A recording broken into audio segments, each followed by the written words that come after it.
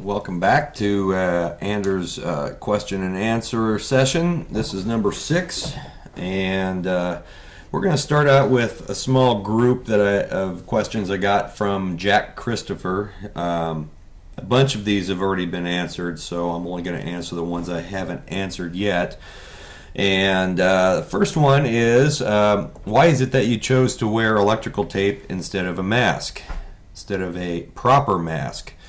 Well, so I could breathe and sing, because all I could do is imagine myself trying to chew on a latex or rubber mask while I'm trying to hold a microphone up there. And plus, the idea for the electrical tape came from Sean, actually.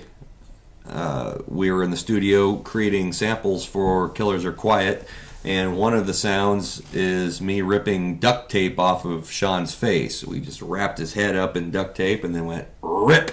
So there's a sound that you can hear in that song. That's me ripping tape off of him. And looking at him standing there with all this tape on his face, it's all messed up like this and everything. It's like, oh, that is gross.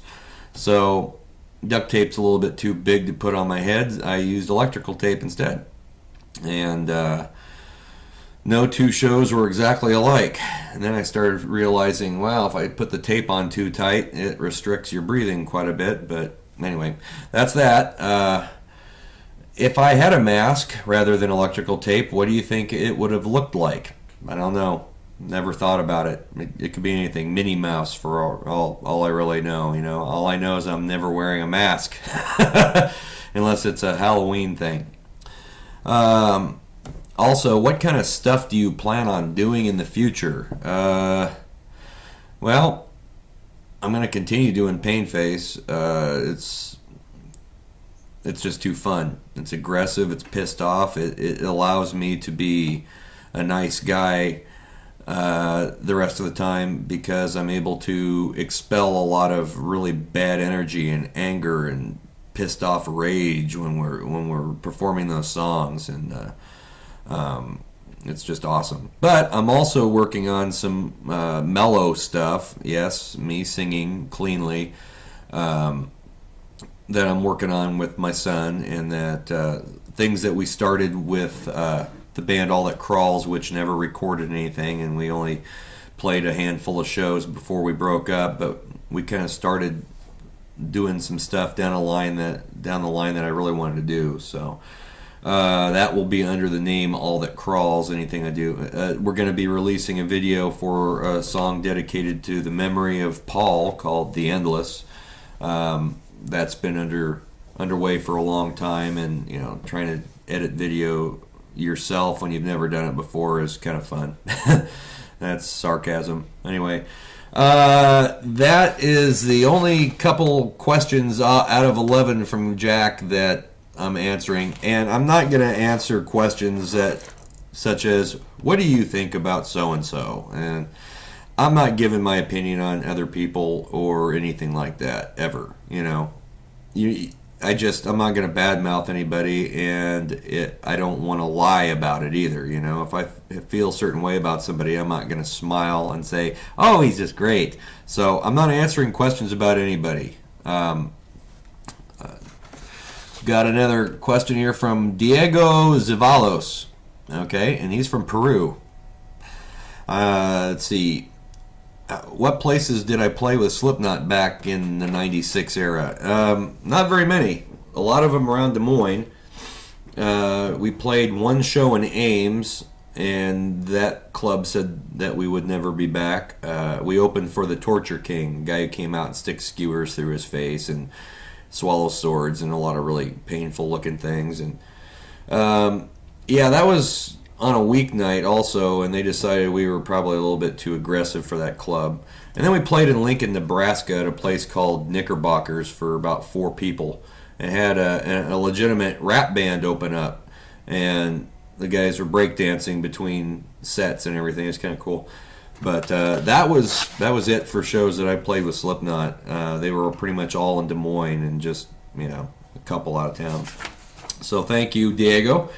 I've got one from Joel Silva, and he's from Chicago, and he asks what I think and what I imagine Slipknot would think of a Slipknot tribute band.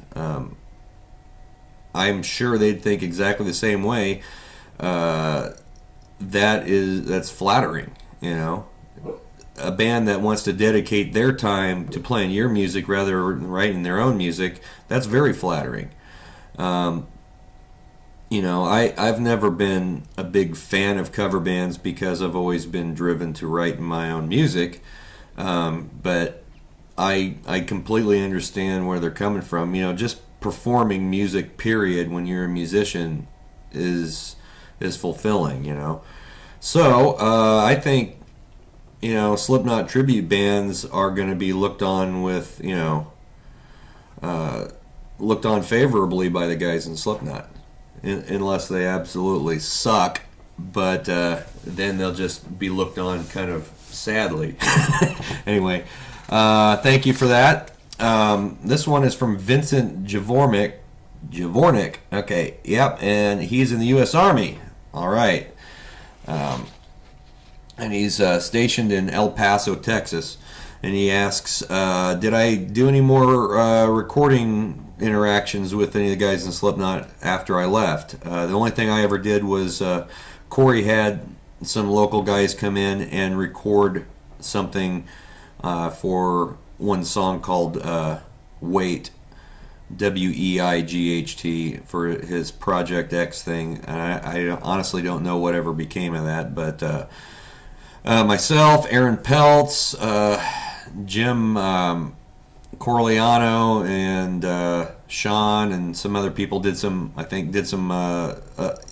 We each got a verse to do, and we wrote our own part and did whatever we wanted. So it was really a unique song. But that was it for that. So thank you, Vincent. I would love to come play a show in El Paso, Texas for you guys. And then we got Ricky Thompson. Ricky from Sydney, Australia. Hey, man. How's Australia doing? If you got a record deal with Painface, would you take it? And what's your thoughts about Donnie Steele playing bass for Slipknot now? If Painface got a record deal, it would completely depend on what the deal was. It's, you know, that's all there is to it. There's a million different things they can put on paper and tell you to sign. Obviously, I want to be able to perform music for a living and pay all my bills that way. That's, you know, I don't want any more, but that's you know, that's what I've been after all this time, is to just make enough money to get by on so I can play music instead of doing the stuff I normally do. But so, you know, it would be entirely dependent upon what the deal was. I'm not going to do anything stupid at this day and age. And then what's my thoughts on Donnie? I think it's absolutely wonderful he's playing bass for Slipknot now. You know, it was really sad to see him quit back in the day, and he's the perfect guy to take over in Paul's place because they were very close. You know, he's a very good. Donnie's just the salt of the earth. I mean, he's a great musician. He's one of the few great musicians around here that's kept his head on straight this whole time, didn't get all mixed up in the stupid crap, and he's just gotten better and better, and he's phenomenal. So I think, you know, it's weird seeing him play bass rather than guitar because that's what we're used to seeing, but I think it's awesome. I'm really happy for him. So thank you for that question, Ricky. All right, I got one last one for this deal. And this one is from Jordan Doule, Doule. Okay, and let's see. So as you must have many Slipknot fans following you on Facebook, I can imagine that you see and hear a lot of references. Do the references bother you because of the little connection you may have to them? You know, Slipknot. Some people, and for a long time, a lot of people assumed that if you brought up Slipknot around me, I was going to go, ooh. No, it's part of my past, you know. And he goes, I look forward to the days when we will see vice grip throttle references or paint face references replace the Slipknot references. Yeah, that would be awesome if that happened too. But you know, it's all part of what I've done. You know, it doesn't bother me a bit. It tends to bother. Well, it's bothered past bandmates that I've had in other bands more than it has me. You know, if somebody takes a look at my band because I was in Slipknot, that's good. You know, if they don't like my band after checking us out, oh well. If they like us, great. You know, it's hard to get people to listen to your band if they don't know who you are. So it just makes sense to acknowledge the Slipknot part of my past, which is a small part of my past. It was a long time ago by this time. You know, it's 15 years since I left that band, almost. So it doesn't bother me a bit, but I appreciate the question. So anyway, keep the questions coming. I'm going to remind everyone that if you put questions on Facebook, they get lost easily. So I'm going to ask that you please either email them to my Anders Colsefni @gmail account. That's the easiest way to get them to me, or post them on the Yahoo on my Yahoo channel in the comments down below. I do try to pull them off of Facebook, but sometimes there's so many posts they just go boop, and so forth. So anyway, everybody have a great week, and I will talk to you later. Anders out.